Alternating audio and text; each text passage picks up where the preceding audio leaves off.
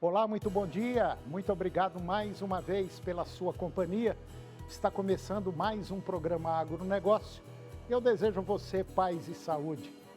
E no programa de hoje, nós vamos comentar da venda casada, uma prática utilizada pelos bancos que é proibida por lei.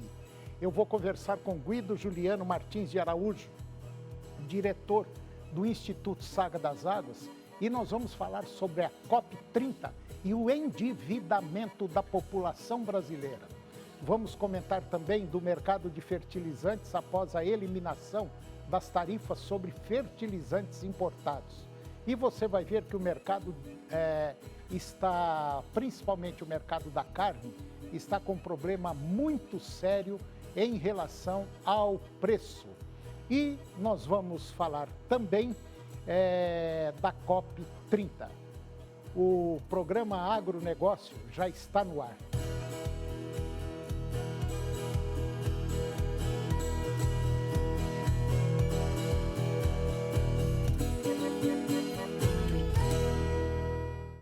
Eu começo o programa de hoje falando do mercado do frango brasileiro para a China. A retomada das importações de frango brasileiro pela China representa mais do que o restabelecimento de um fluxo comercial bilionário e um voto de confiança na solidez da sanidade avícola do Brasil. O embargo imposto em maio, após um único caso de gripe aviária em uma granja no município de Montenegro, lá no Rio Grande do Sul, havia gerado apreensão no setor, mas o rápido controle da situação e a transparência nas ações do Ministério da Agricultura e Pecuária garantiram a reabertura do mercado asiático. Para o Brasil, maior exportador mundial de carne de frango, a medida ultrapassa o valor comercial direto. Em 2024, a China importou mais de 560 mil toneladas do produto brasileiro e o retorno desse fluxo reforça a confiança internacional na sanidade avícola nacional. Segundo a Associação Brasileira de Proteína Animal, a BPA, a retomada das compras é um sinal claro de confiança na eficiência dos protocolos sanitários brasileiros e no compromisso do país com a biossegurança. Além disso, a reversão do embargo vem após o Ministério da Agricultura e Pecuária declarar oficialmente o Brasil livre da gripe aviária no dia 18 de junho, após serem cumpridos protocolos internacionais e 28 dias sem novos casos. E após a auditoria técnica feita por comitiva chinesa, em setembro, que confirmou o controle do foco. A situação, ela reforça o posicionamento estratégico brasileiro no comércio global de proteínas e na segurança alimentar internacional. E agora vamos falar um pouquinho do mercado da pecuária de corte. A pecuária de corte brasileiro tende a encerrar 2025, renovando recordes de abates e exportações. As projeções foram divulgadas pelo Itaú BBA, que destaca que o setor manteve forte ritmo mesmo após a virada nos preços do bezerro e a compressão das margens da cria desde o ano passado. A expectativa para 2026 é de leve redução no volume de gado terminado e menor participação de fêmeas no abate. O banco aponta que a evolução tecnológica tem prolongado a fase de maior oferta de fêmeas, originalmente para perder força neste ano. O custo relativamente baixo da ração, frente ao boi gordo, e a boa rentabilidade dos confinamentos incentivaram o produtor a terminar fêmeas em vez de retê-las. A exportação absorveu esse excedente e ajudou a sustentar os preços, evitando quedas mais acentuadas no mercado interno. E mesmo assim, o boi gordo permaneceu defasado em relação ao bezerro em 2025, deteriorando a relação de troca para o terminador.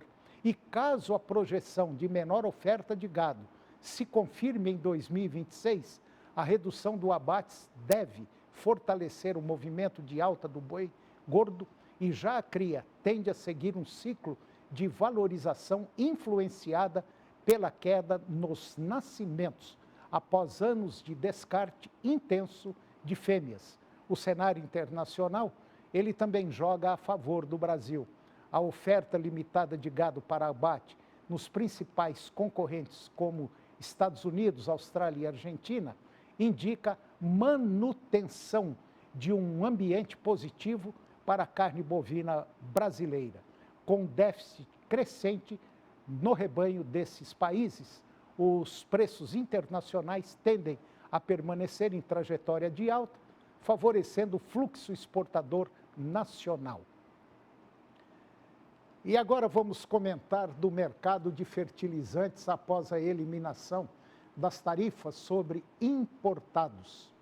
O presidente dos Estados Unidos, Donald Trump, anunciou a eliminação das tarifas sobre fertilizantes importados no dia 14 de novembro, uma decisão que altera significativamente o mercado norte-americano e gera expectativas para a formação de preços no curto e médio prazos.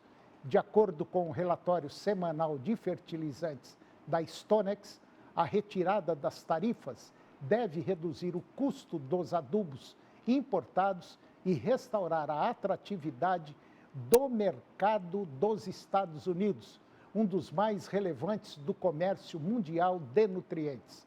O analista de inteligência de mercado da Stonex, o Tomás Pernias, ele avalia que a suspensão tende a aliviar o desequilíbrio enfrentado pelos agricultores americanos, que vinham lidando com uma das piores relações de troca dos últimos anos, com commodities agrícolas em recuo e insumos encarecidos.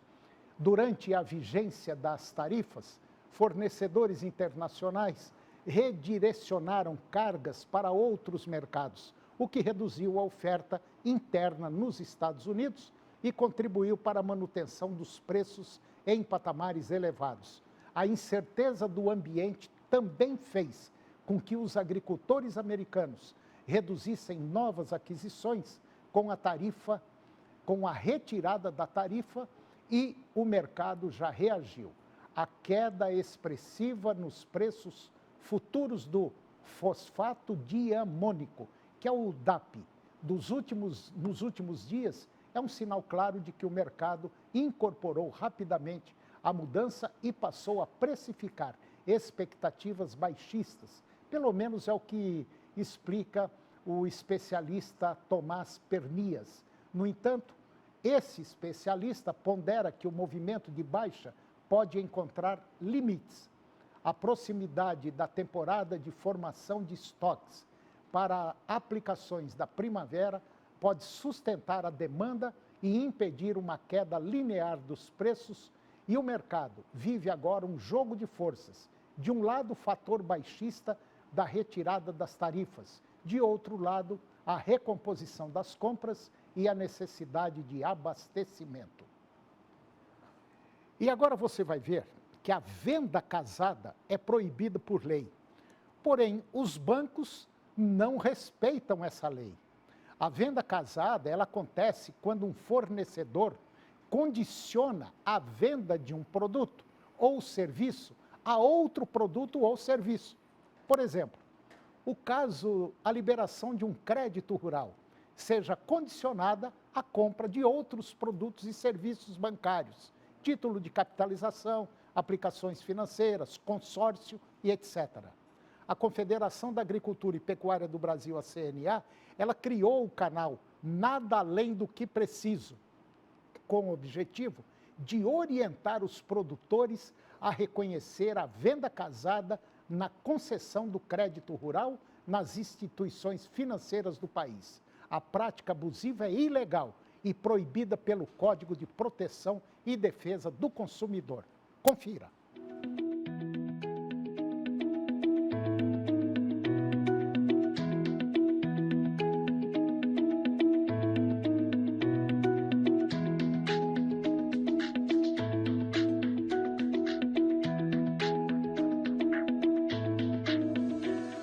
Hoje vamos falar sobre a venda casada e eu vou te explicar tanto na perspectiva do crédito rural quanto na perspectiva do Código de Defesa do Consumidor e mostrar como isso impacta os produtores rurais e o nosso dia a dia dentro do escritório. A venda casada é quando o fornecedor condiciona a venda de um produto ou serviço à aquisição de outro.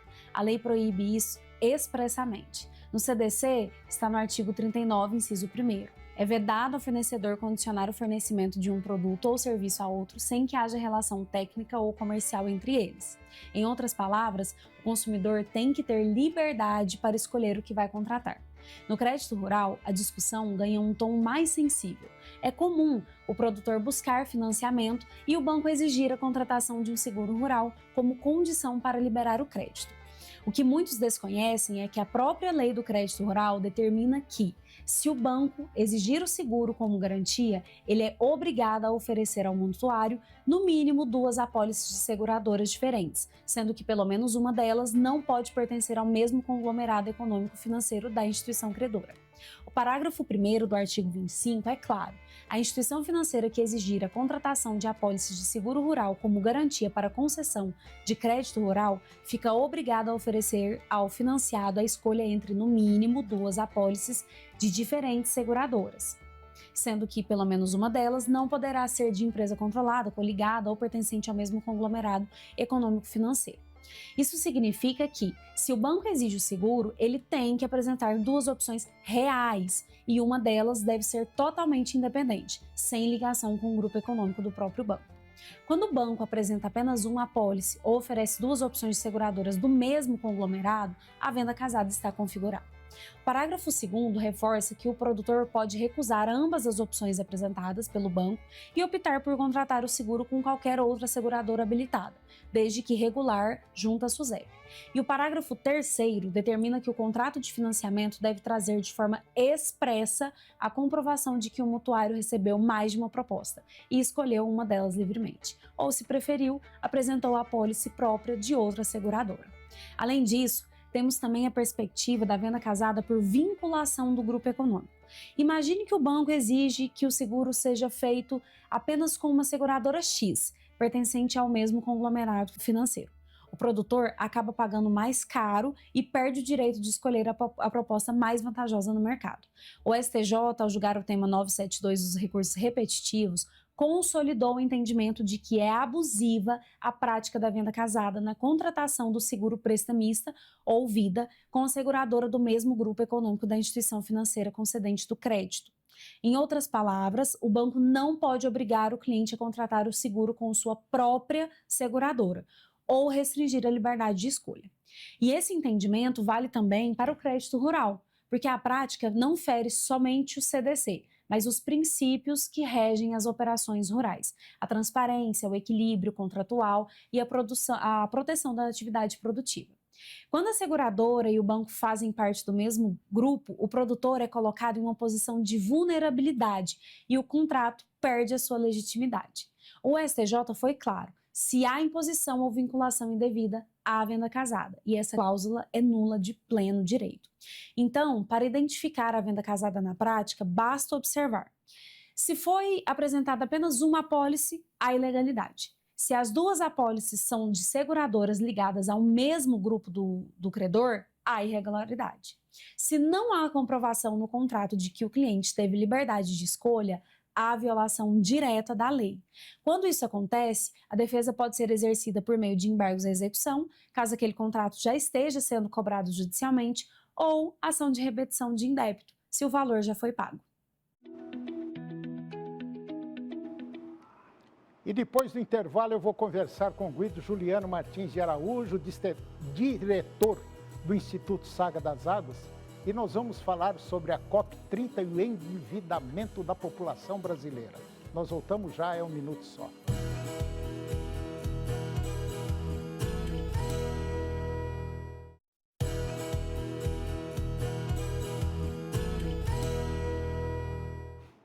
Nós estamos de volta e agora vamos conversar com Guido Juliano Martins de Araújo, diretor do Instituto Saga das Águas, e nós vamos falar primeiro da COP30, com todo respeito, do fiasco da COP30, e também sobre o endividamento da população brasileira e uma série de coisas aí relativas à economia do nosso país. Guido, bom dia. Bom dia, Antônio. Tudo bom? Ótimo. Então tá bom. Ô Guido, parece que a COP30 não saiu como se esperava, né? Gastou-se alguns milhares de dólares, muito dinheiro enfiado lá em Belém, e a coisa parece que saiu do nada para chegar a coisa nenhuma, né? Exatamente. Isso é uma coisa muito importante.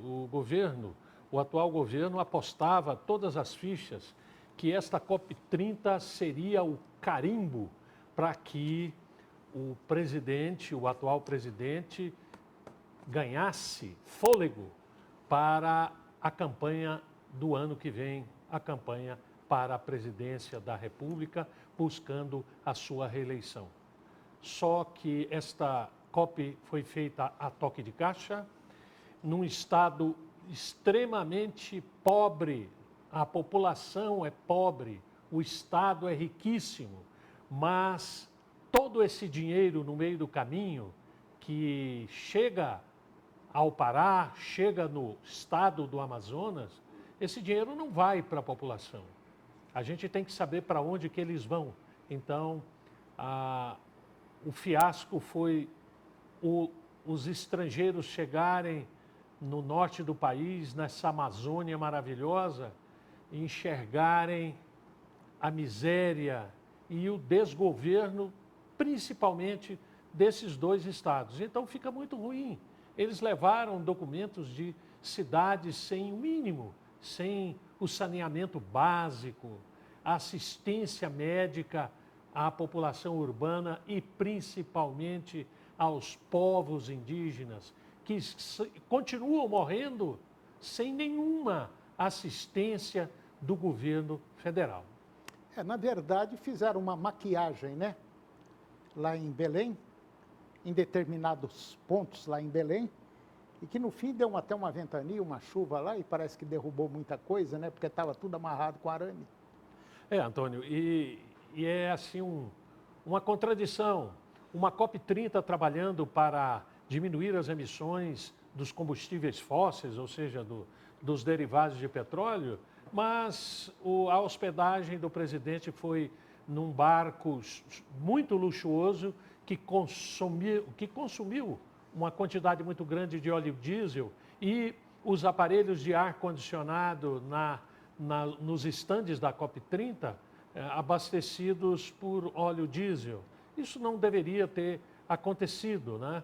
E tudo isso os estrangeiros observaram, e é bom que se diga que os principais países, os principais emissores do gás carbônico, Estados Unidos, China e vários países da Europa, não mandaram algum representante do terceiro, quarto ou quinto escalões para vir ao Brasil, mas eles documentaram e levaram para seus países a triste realidade de fazer uma cosmética para mostrar. Antigamente era para o inglês ver, hoje é para o cidadão do mundo que viaja, os governantes do mundo, e eles não caíram nessa, Antônio.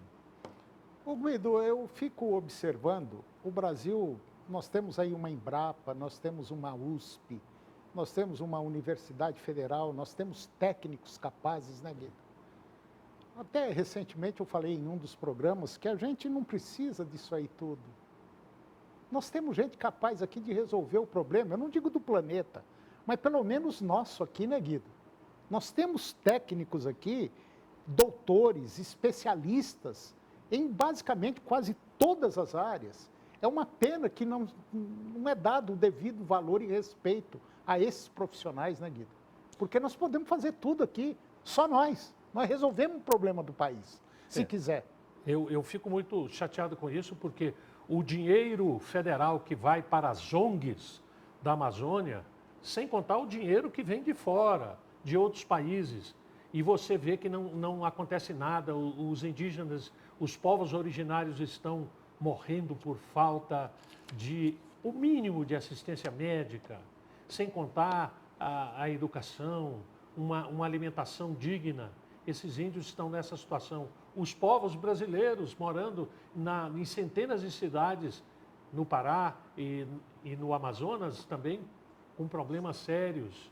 E o governo continua injetando dinheiro nessas organizações não governamentais. E você falou muito bem, Antônio, a Embrapa tem solução para muito disso, mas a Embrapa não pode, os técnicos não podem se manifestar e mostrar aquilo que podem fazer sem a participação dessas ONGs, que há uma dúvida se realmente essas ONGs estão prestando assistência ou estão coletando dados da nossa Amazônia, seja das nossas plantas medicinais, seja dos nossos recursos minerais e pedras preciosas. Pois é, Guido, você estava falando aí em relação à Embrapa. Eu tive o privilégio de trabalhar por muitos anos na Embrapa. E só para você que está nos acompanhando aí, quando você vai ao supermercado comprar feijão, tem um feijão aí que a turma chama de carioquinha, não tem? Feijão pequenininho, riscadinho. Aquele feijão carioquinha, utilizado basicamente no Brasil inteiro, sabe aonde ele foi desenvolvido? Onde foi criado esse feijão? Aqui em Goiás. Ele foi criado em Embrapa, antigamente existia a Engopa, a Empresa Goiana de Pesquisa Agropecuária, e existia também na época, até hoje, a Emater. Então essas empresas, Embrapa, Engopa, Emater, Universidade Federal, todas trabalharam em conjunto para desenvolver uma variedade de feijão que está hoje no Brasil inteiro, que é apreciado no Brasil inteiro. Quando você compra um arroz agulhinha, que fica solto na panela, ele foi desenvolvido uma parte aqui na Embrapa daqui de Goiânia, daqui de Goiás. Uma outra parte lá no Rio Grande do Sul. Ora, são dois alimentos básicos da população brasileira, arroz e feijão, desenvolvido aqui por pesquisadores brasileiros, pesquisadores goianos, pesquisadores gaúchos. Agora, eu fico encabulado, gasta-se milhões de dólares para nada. Exatamente. Para nada, simplesmente nada. Hoje nós temos um melhoramento genético de leite, de gado de corte, tudo desenvolvido aqui no nosso país. E ninguém faz nada, principalmente o governo federal. Eu faço até um apelo a você, deputado federal, deputado estadual, vereador. Lute por isso aí. Nós temos condição de melhorar o nosso país aqui dentro da nossa casa. Antônio, e você fala da questão do arroz e do feijão, e o alimento do brasileiro, o tanto que subiu ultimamente, né? Em 2023, 500 gramas de café custava R$ 8,00, hoje custa R$ 34,00. O arroz custava R$ 14,00 e hoje está R$ 34,00, R$ 39,00. A picanha, ela custava R$ 38,00 no início de 2023, hoje custa R$ 90,00. Então nós não vamos comer. Não precisa ir longe, picanha. Exatamente. E a grosso modo, com R$ 100 que nós comprávamos alimentos com R$ 100 no início de 2023, hoje nós necessitamos, para comprar os mesmos alimentos, nós necessitamos de R$ 250. Ficamos pobres. Obrigado, Guido. Não precisa falar mais nada, né? Acho que já está bom. Para um bom entendedor, um pingo significa muita coisa. Isso que o Guido falou, não somos nós que estamos inventando, não. Isso daí são números, que a hora que você quiser, você acha em qualquer lugar aí, inclusive dentro do governo federal. Infelizmente, o país está indo rumo ao desmoronamento econômico, social, jurídico e muito mais, né, Guido? Com certeza. Guido, obrigado, um bom dia e até o próximo programa. Até o próximo. E o programa de hoje chegou ao fim. E eu termino o nosso programa com a seguinte frase: nunca digas é impossível, diz ainda não fiz. Muito obrigado pela sua companhia, que Deus nos abençoe e até o próximo programa.